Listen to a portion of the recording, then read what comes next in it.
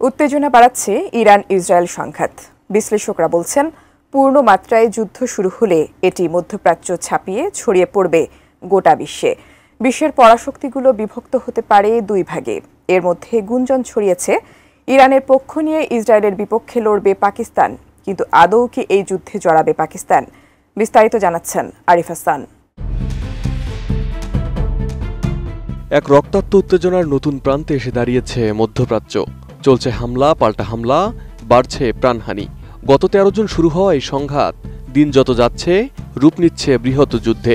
বিশ্লেষকরা বলছেন, এই সংঘাত মধ্যপ্রাচ্য ছাপিয়ে ছড়িয়ে পড়তে পারে গোটা বিশ্বে। বলা চলে সরাসরি না হলেও এই সংঘাতে এক প্রকার জড়িয়েই পড়েছে যুক্তরাষ্ট্র। কারণ ইরানের পারমাণবিক কার্যক্রমের বিরোধিতা শুরু থেকেই করে আসছে দেশটি।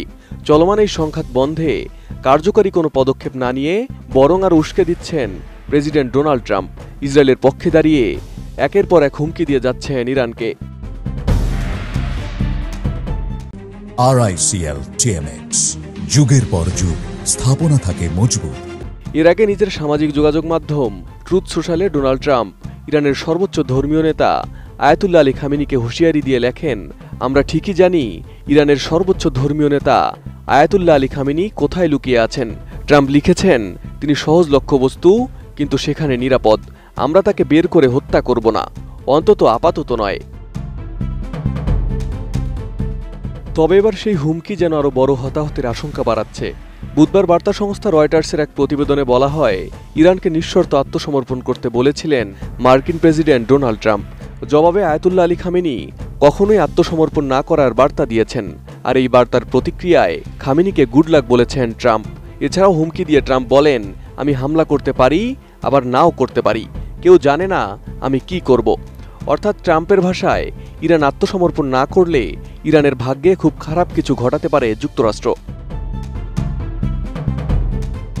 এদিকে ট্রাম্পের এই বক্তব্যের আগে যুক্তরাষ্ট্রের বিরুদ্ধে চিরচেনা এক অদম্য প্রতিরোধের সুর তুলে ধরেন আয়াতুল্লাহ আলী খামেনি।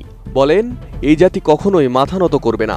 হুঁশিয়ারি উচ্চারণ করে খামেনি বলেন, যদি আমেরিকা সামরিক হস্তক্ষেপ করে তবে ইরান এমন ক্ষতি ডেকে আনবে যা তারা কখনোই পুষিয়ে উঠতে পারবে না। ট্রাম্পের হঠাৎ করে গুড লাক বলা কার্যত একটা আল্টিমেটাম। এর পেছনে লুকিয়ে আছে সামরিক হামলার ইঙ্গিত, কূটনৈতিক চাপ এবং ভূরাজনৈতিক হিসাব।